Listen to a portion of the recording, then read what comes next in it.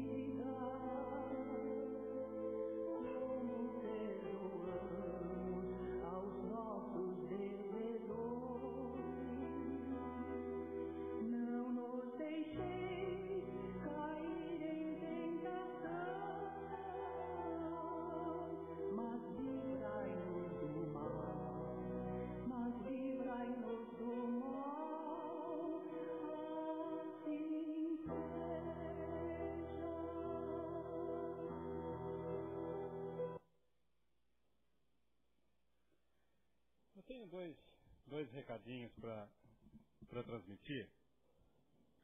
Um deles é um ofício que nós recebemos da Prefeitura de Barra Bonita, nos alertando a respeito da gripe, né, da H1N1. Então, para que a gente tome cuidado e evite determinadas coisas para evitar aí a transmissão dessa gripe. Nós disponibilizamos aí álcool gel, tá? Ali naquela mesinha tem esses vidrinhos verdes que tem aí lá na bancada, aqui na frente, lá no balcão da biblioteca, álcool gel, tá? Então é importante fazer a higienização das mãos, que é aí um ótimo meio de se prevenir essa transmissão da gripe, tá bom? Então procurem na saída aí, antes de ir embora, passar um alquinho na mão para a gente estar aí podendo colaborar e evitar essa situação, tá bom? Outra coisa, a campanha da pizza que a gente estava fazendo, nós prorrogamos ela até sábado agora. Então quem esqueceu de pegar até sábado passado, que tinha comprado as adesões, esqueceu, não retirou, pode retirar ainda até sábado agora lá na Padaria Santo Antônio, tá bom? Quem comprou, já retirou e quiser colaborar com a casa e quiser continuar comprando mais algumas adesões, a gente ainda tem ali na biblioteca, pode ser adquirido ali e retirar até sábado lá na Padaria Santo Antônio, a R$15 cada adesão, tá bom? Hoje nós estamos recebendo aqui, há algum tempo distante dessa casa, hoje retornando aqui com a gente, Álvaro Mesquita, para conversar um pouquinho com a gente a respeito da doutrina espírita. Por favor, Álvaro.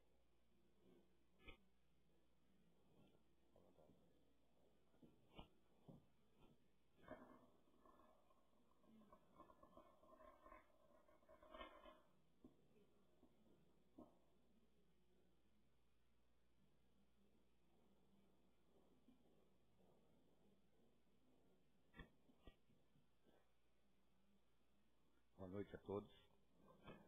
É um prazer enorme poder estar de volta a essa casa. Até a configuração física da casa está diferente de quando eu vim aqui.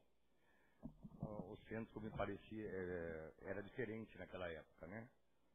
E eu agradeço muito a direção da casa pela oportunidade e continuo sempre me colocando à disposição. Sempre que faltar alguém ou faltar um palestrante aí, a gente tenta fazer alguma coisa.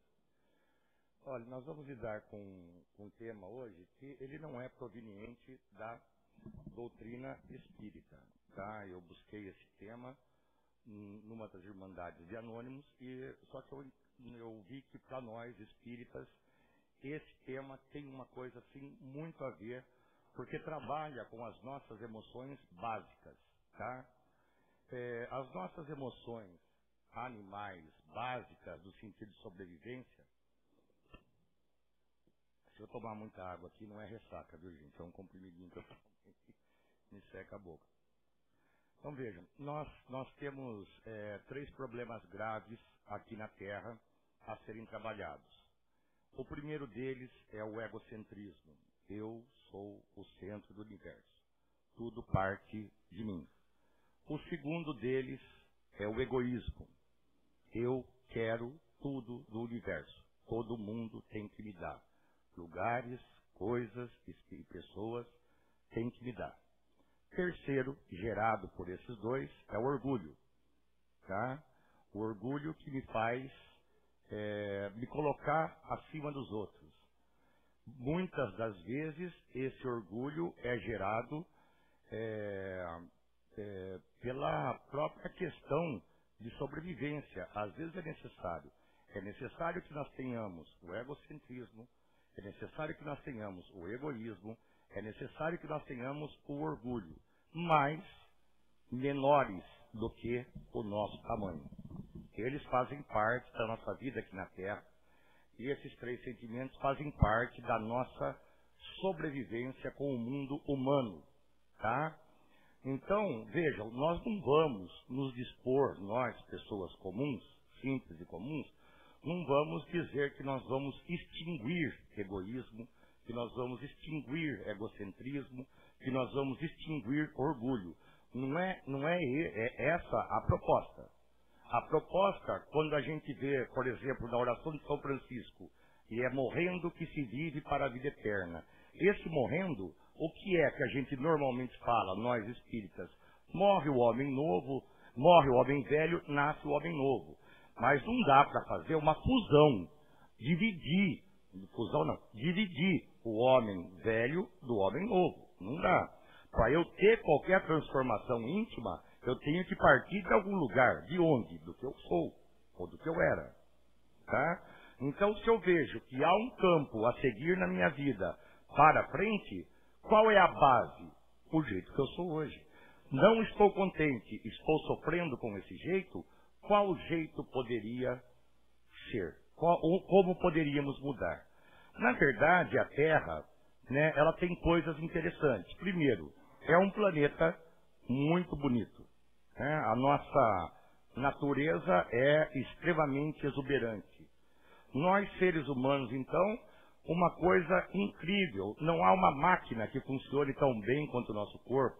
Até os maiores computadores do mundo precisam do nosso estímulo para que eles trabalhem. Tá?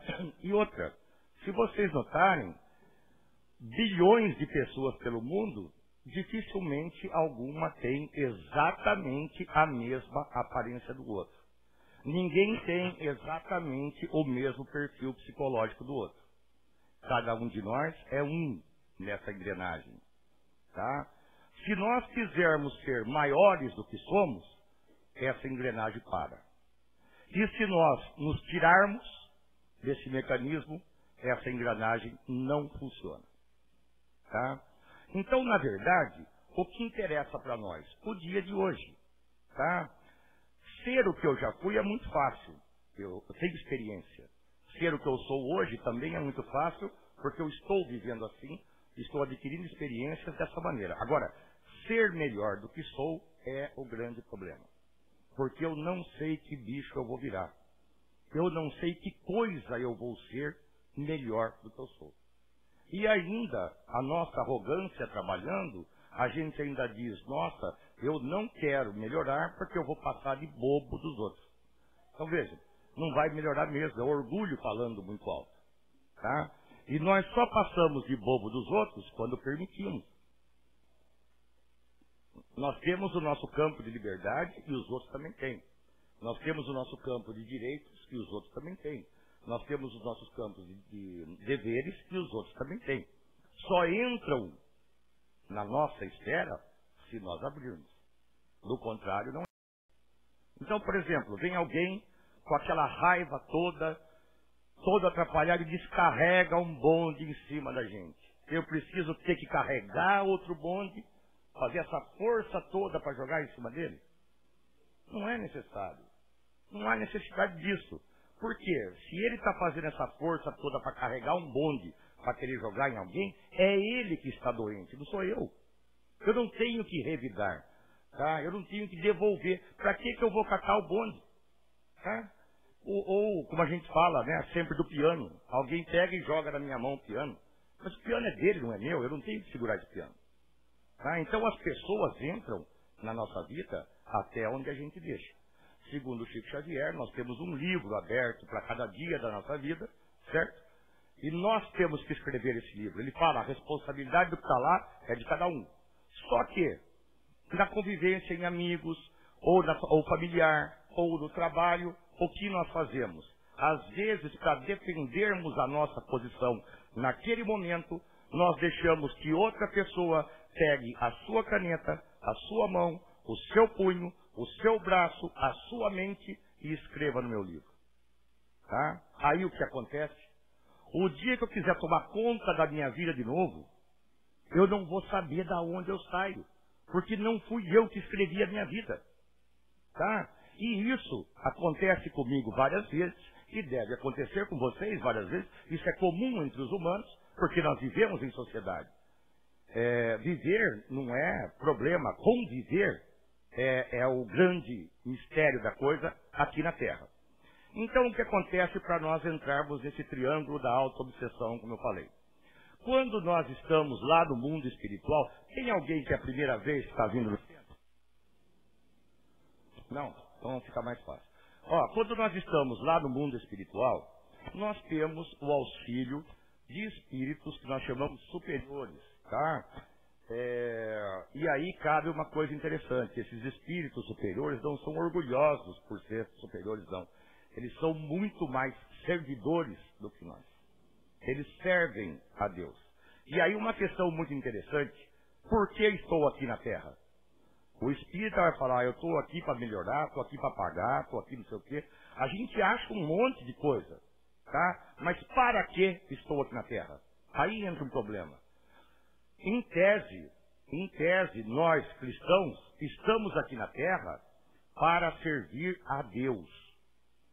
Servir a Deus parece um processo unicamente religioso. E servir a Deus não tem nada a ver com religião. Quando foi que Jesus, na sua passagem pela terra, serviu a Deus falando de religião? Em nenhum momento. Foram os homens que criaram as religiões. E lá no início, essas religiões foram criadas para quê? Junto ao governo, dominarem o povo. Então, a gente vem crescendo, tá? Desde lá de Moisés, da Bíblia, do começo. A gente vem crescendo com uma ideia de culpa e medo muito grande. Tá? Então, normalmente, quando olhamos para o passado, tem muita coisa boa. Mas a gente se prende em vários pontos que são negativos, tá? E nos causam medo de prosseguir, nos causam medo de arriscar, nos causam medo de tentar viver a nossa vida em comunhão com outras pessoas. Então, quando estamos lá no mundo espiritual, tá, o que acontece? Nós temos um grupo de espíritos que são comuns a gente, são amigos, trabalham pelo nosso engrandecimento. Tá? Então, nós vamos preparar, por exemplo, uma nova encarnação. Na verdade, eu acho que uma nova encarnação só é programada em última instância. Eu acho que as encarnações, elas já são programadas, isso opinião minha, Álvaro, que elas já são programadas numa sequência, numa série, tendo as probabilidades. Eu posso acertar, eu posso errar, e aí como um GPS, né, eu erro a rua, mas ele recalcula a minha rota para o destino a ser alcançado. Então, quando nós estamos lá e preparou tudo, aí eu sei quem vai ser minha mãe, sei quem vai ser o meu pai, sei quem vão ser meus irmãos, tá? Tá tudo programado, mais ou menos em que círculo eu vou andar. Não quero dizer com isso que há um destino, traçado. Algumas coisas da nossa vida realmente são destinadas à nossa evolução. Mas a grande maioria são as nossas escolhas.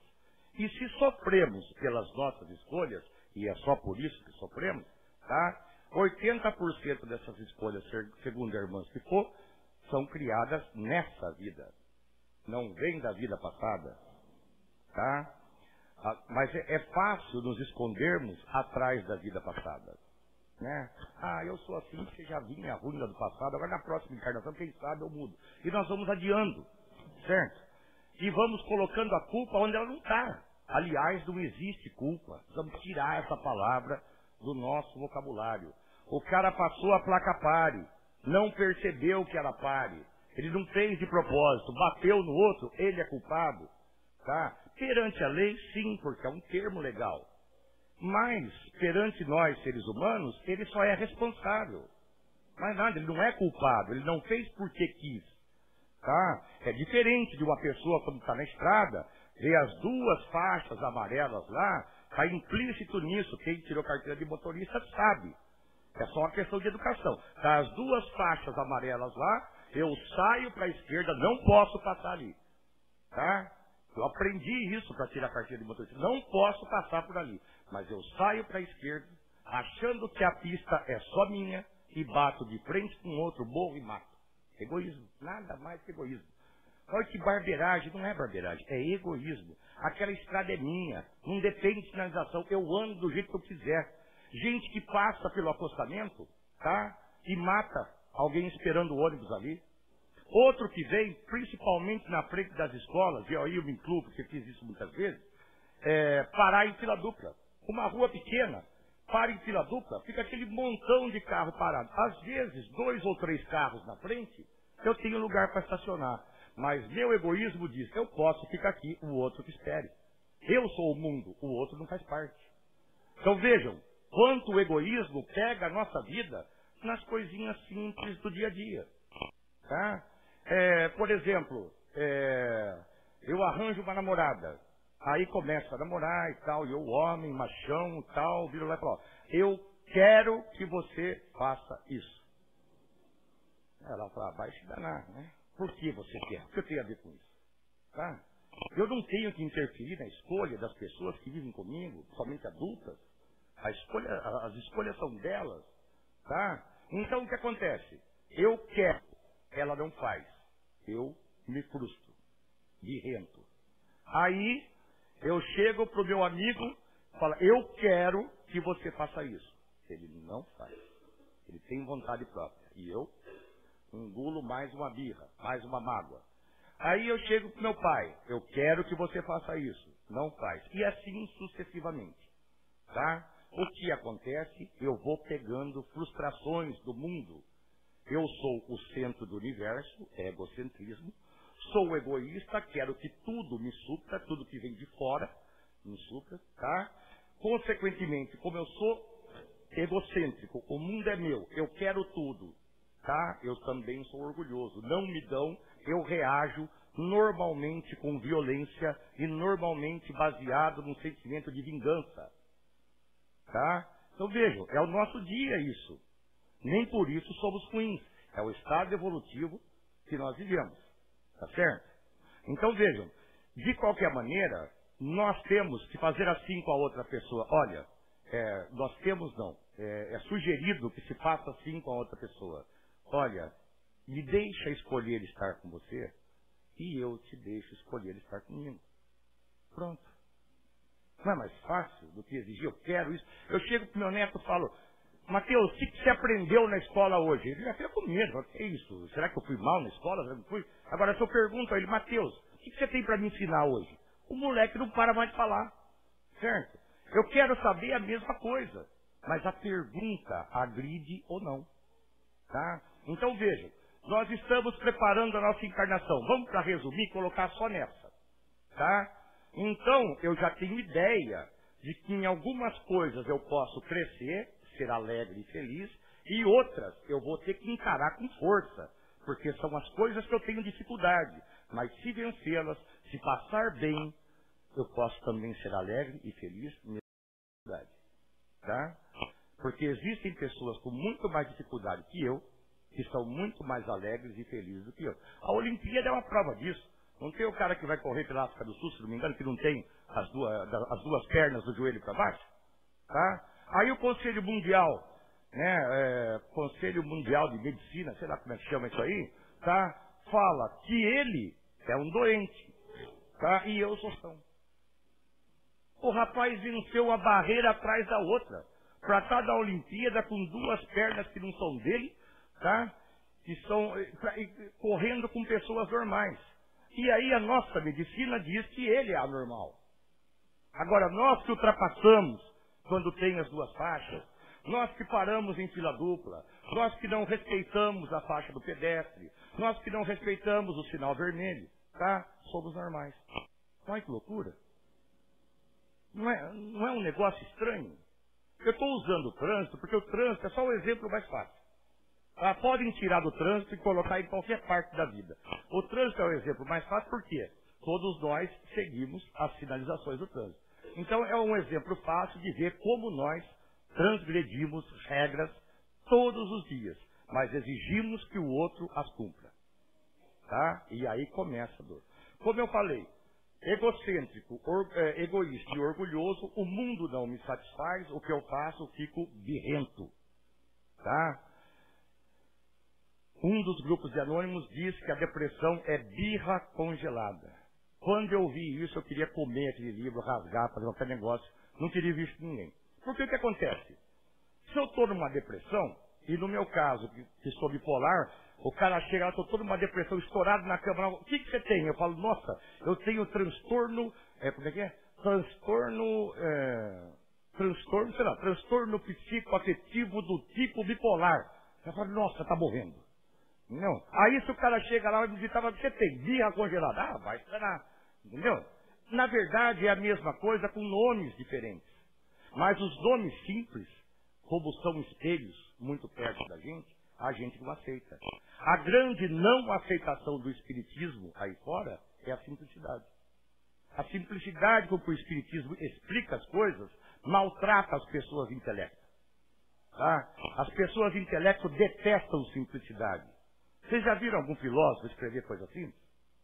Filósofo escreve para outro filósofo.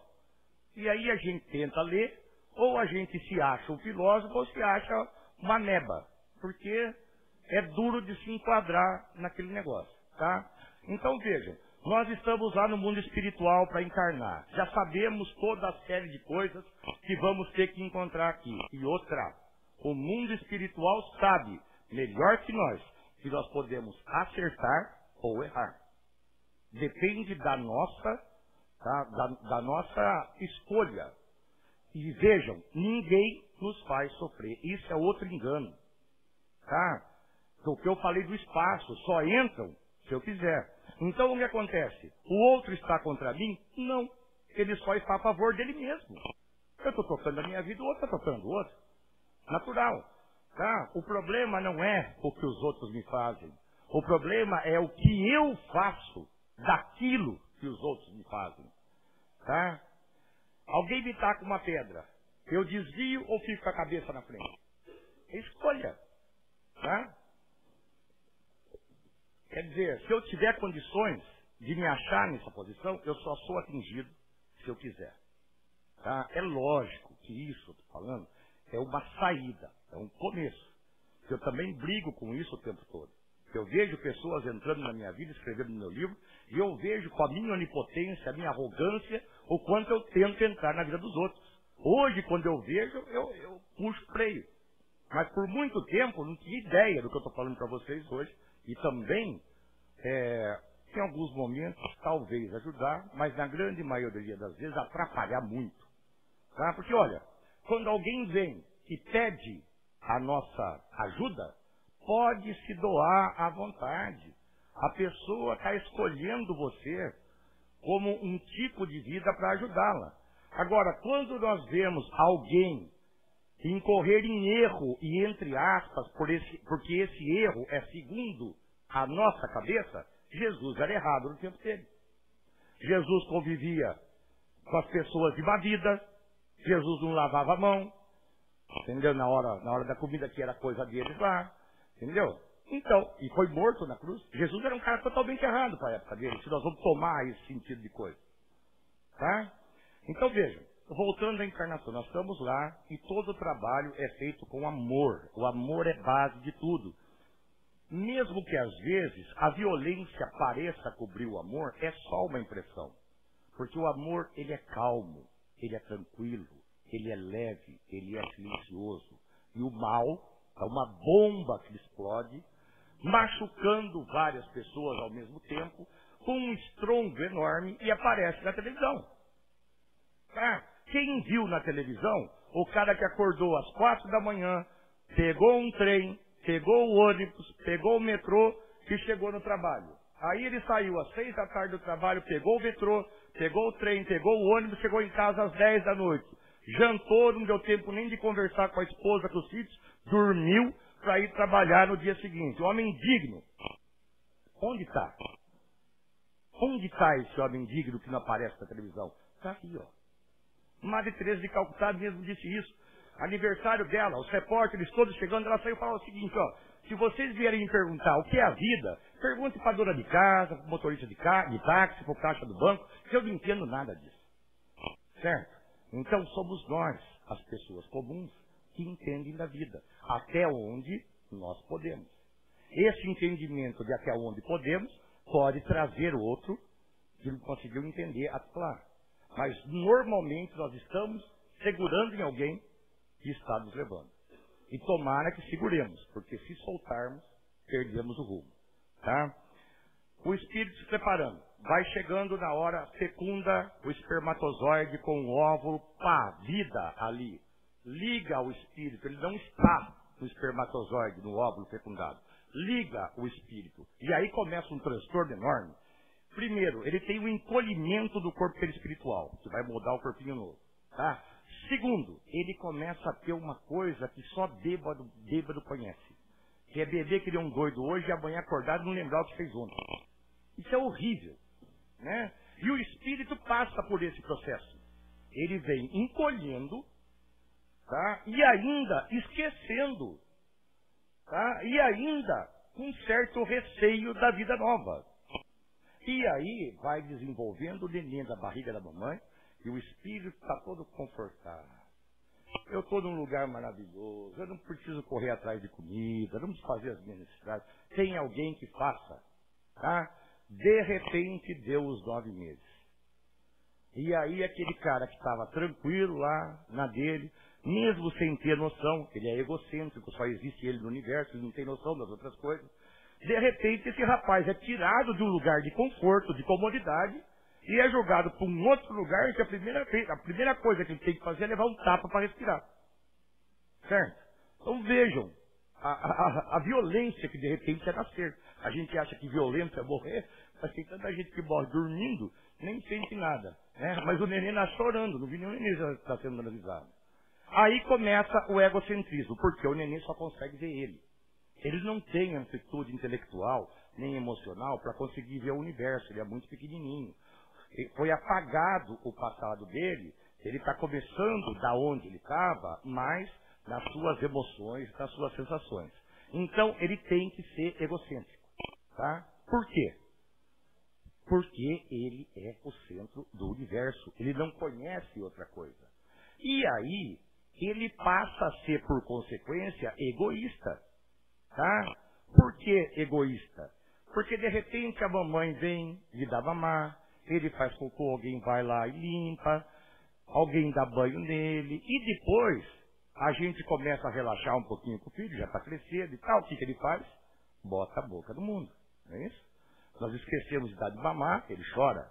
Nós esquecemos de trocar, ele chora. Então, ser egocêntrico e ser egoísta é manutenção de vida, é sobrevivência. Agora, o que acontece?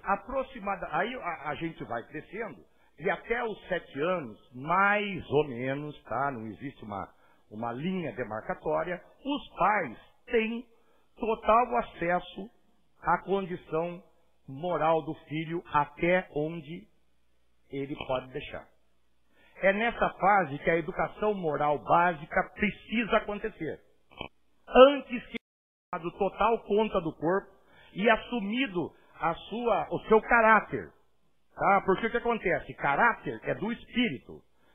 Eu fui criado, começo com um caráter e esse caráter vai me acompanhando pela eternidade.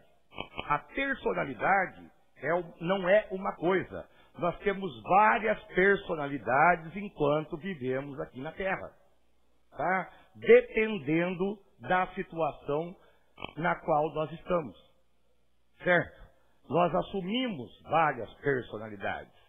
Tá? Por exemplo, eu tinha uma maneira de agir com meus filhos quando eles tinham 10 anos. Hoje meu filho tem 28. Eu não posso ter aquela personalidade daquele pai daquela época, senão eu não vou saber nem conversar com ele.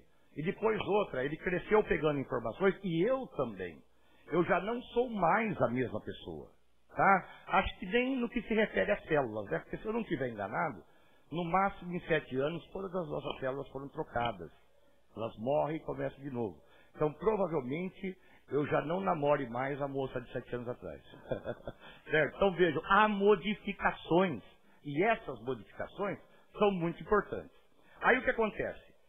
O menino vai crescendo, ou a menina. É egocêntrico e é egoísta para sobreviver. Quando a gente diz que o menino vingou, né, é uma fala mais antiga, é mais ou menos dos 6 aos 8 anos de idade, quando o espírito realmente está compactado com o corpo, através do corpo perispiritual. Tá? Aí o que acontece? Começa a aparecer o caráter dele e as primeiras personalidades. Mas ele ainda vem, egocêntrico e egóico, achando que lugares, coisas e pessoas têm que dar prazer a ele. Aí a inteligência dele e a convivência começam a se manifestar e ele vai vendo que, por seus próprios esforços, ele pode começar a conviver com lugares, pessoas e coisas sem ter que ficar exigindo. E se ele continuar, isso seria o normal. Ele iria diminuindo o egocentrismo, diminuindo o orgulho e na convivência com o próximo e aprendendo a amar, servir-se desse amor e servir ao outro. Tá? Esse seria o caminho. Para que estamos aqui? Para servir a Deus. Como sirvo a Deus? Servindo o próximo. Não há outra maneira. Tá? Não adianta eu ficar achando que eu vou servir a Deus, fazendo penitência, me arrebentando. Não vai adiantar nada. A única maneira que eu tenho de servir a Deus é montar esse triângulo. Quando eu rezo na vertical, Deus atende, e aí a minha resposta vem na horizontal, normalmente por um espírito encarnado. É que nós só damos bola para espírito desencarnado. Tá? Mas normalmente o espírito encarnado, um amigo, alguém que encontramos na rua, uma palestra, um estudo, tá? E a resposta vem aos nossos pedidos. Mas nós não enxergamos, porque nós queremos a nossa resposta, e não a que o outro pode dar. Por exemplo, meu Deus, eu quero ganhar na loteria de qualquer jeito, eu quero ficar rico de qualquer jeito. Alguém bate a minha porta e diz, olha, arranjei um emprego excelente para você. Aí eu ouvi e falo, oh Deus, eu queria ficar rico, não trabalhar. Tá? É isso que acontece normalmente com a gente. Nós queremos o prêmio antes de merecer. Tá? Então, e o problema é que isso acontece com 7 e com 70. Esse é o problema. Tá? Aos 17 já era para estar assumindo isso. Mas a grande maioria das pessoas tropeça em algum lugar nesse meio do caminho, normalmente na pré-adolescência e na adolescência, e começa a ter conflitos. Por quê? Porque lugares, coisas e pessoas não estão fazendo o que ela quer, e ela, por um motivo espiritual ou físico, ela não consegue interagir com o meio em que ela vive e fazer a troca. Eu dou e recebo, eu dou e recebo, eu dou e recebo. Não, ela vira um coco oco. Você pegar uma casca de coco, tirar tudo que tem dentro. Ela vira um coco oco, ela não tem a essência, tá? E aí o que ela busca? Ela busca alguma coisa que a preencha, tá? Mas, por similitude de vibração, provavelmente essa pessoa encontre outro coco oco, tá? E aí o que acontece? São dois pedindo e ninguém dando. Vai encaixar o coco, não encaixa porque um foi quebrado de um coco, outro de outro. Então são dois pedintes e muitas vezes nós somos mendigos da atenção do outro. Somos mendigos do amor do outro. Por isso que às vezes é fácil estar doente, porque eu conquisto só a piedade. Conquistar o amor é muito mais difícil. Tá? Agora eu posso conquistar a piedade. A hora que um cansa, eu conquisto a piedade do outro. E é simples conquistar a piedade, não é? Ai, que dor de cabeça, ai, coitadinho. É simples de tudo conquistar a piedade do outro. Conquistar o amor exige confiança, convivência, fraternidade, comunhão de pensamentos. É outra coisa. Tá? Então o que acontece? Como nós vamos vivendo esse estágio, a hora que juntou essas três coisas, egocentrismo, orgulho e egoísmo, nós estamos nos formando como um vulcão que explode a qualquer momento. E aí o que acontece? Eu chego hoje aqui e começo a ver o meu passado frustrante, tá? Pelas minhas exigências, não porque o mundo é frustrante, e tenho raiva. Mentira, tenho ressentimento do passado, eu ressinto o passado. Mas ressentir não significa sentir dor. Mas, como nós somos melodramáticos, né, nós adoramos um Romeu e Julieta, morre os dois no final, certo? Aí o que acontece? Tá? Eu fico naquele drama ressentindo o passado e só coisa ruim. Só coisa ruim porque os meus sentimentos não estão bons. As minhas sensações não estão boas, tá? Aí o que acontece em relação ao presente? Se eu trago aquele passado ressentido, magoado, chateado, chega no presente, eu estou de tal forma carregando aquele piano, que se alguém falar alguma coisa, parece que ele botou outro piano em cima. Tá? Então eu trabalho como no presente com raiva. Tá? É só ver a reação. Você é sem vergonha. A gente já começa, sem vergonha é você, seu safado. É a nossa reação. Certo? Raiva. Tá? Ressentimento no passado. Raiva no presente. O que sobra para o futuro? Medo. Medo de ter que viver a raiva do presente e ficar ressentindo esse presente que vai ser passado. Tá? Qual seria a fórmula ideal, baseada no amor de Jesus, baseada no amor que o Espiritismo quer levar, baseado no amor que as religiões querem levar, e principalmente baseado no amor que a ciência e a filosofia querem levar? Por exemplo, liberdade, igualdade e fraternidade era a parte filosófica que se tornou o lema da Revolução Francesa, um avanço. Exemplo de amor na ciência. Um átomo tem só um elétron que corre em volta dele. O outro átomo tem um núcleo e 3 elétrons que correm em volta dele. O que acontece? Esse que tem 3 cede um para o que tem 2. Os 2 ficam com 2, se unem e formam uma molécula. Amor na ciência. Tá? Aí quando alguém fala, Deus fez o mundo de forma matemática, fez amor na matemática. Certo? Tudo vem do amor.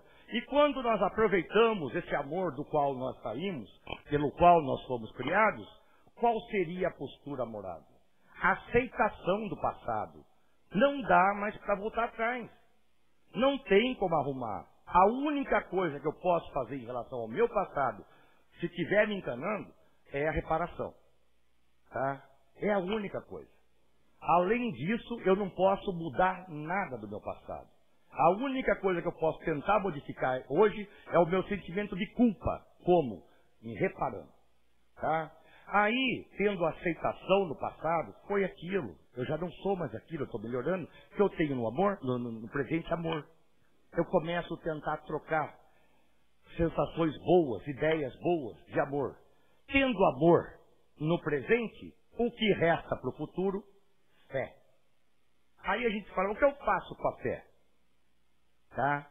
Com a fé eu adquiro coragem. Porque coragem não é o inverso de medo. Tá? O inverso de medo é fé. Eu tenho medo porque não acredito que posso. Aí se eu coloco a fé nesse lugar e acredito que posso, chega a coragem. A coragem é fazer aquilo que eu tenho medo, apesar do medo embasado da minha fé. Tá? Então a ideia toda é só chegar nesse ponto, regrinha básica, simples, dá para escrever, botar na parede, na geladeira, em qualquer lugar. Tá? Tira a foto do inimigo da porta do guarda-roupa e bota a regrinha simples ali. Passado, maneira que não é boa, ressentimento. Maneira boa, aceitação. Presente, maneira que não nos ajuda, raiva. Presente, maneira boa de se tentar, treinar o amor. Futuro, como consequência, medo é terrível. Eu posso trocar isso com as outras coisas pela fé. E através da fé, eu passo a ter coragem. Coragem de fazer aquilo que eu tenho medo, tá? Apesar do medo, mas com base na minha fé. Tá? A ideia era essa, passar esse triângulo da auto-obsessão, que, como eu disse para vocês, vem de um grupo de anônimos, não é da literatura espírita, mas bate totalmente com aquilo que nós estudamos. Isso, principalmente com o Evangelho segundo o Espiritismo, se formos ver lá o que ele quer dizer. Para encerrar, eu não vou fazer uma oração. Eu vou dizer uma poesia, que é do Rudyard Kipling. Ela chama If, em inglês. A nossa tradução é Se. Se és capaz de manter tua calma, quando todo mundo ao redor já a perdeu e te culpa. De crer em ti, quando todos estão duvidando, e para esses, no entanto, achar uma desculpa. Se és capaz de esperar sem te desesperares, ou enganado, não mentir ao mentiroso, ou sendo odiado, sempre ao ódio te esquivares, e não parecer bom demais, nem pretensioso. Se és capaz de pensar, sem que a isso só te atires, de sonhar, sem fazer dos sonhos teus senhores, se, encontrando a desgraça e o triunfo, conseguires tratar da mesma forma a esses dois impostores. Se és capaz de sofrer a dor de ver mudadas em armadilhas as verdades que disseste e as coisas por que deste a vida estraçalhadas e refazê-las com o bem pouco que te reste. Se és capaz de arriscar numa única parada tudo quanto ganhaste em toda a tua vida e perder, e ao perder, sem nunca dizer nada, resignado, tornar ao ponto de partida, de forçar coração, nervos, músculos, tudo, a dar, seja o que for que neles ainda resta, e a persistir, assim quando exausto, contudo, resta a vontade em ti que ainda te ordena, persiste.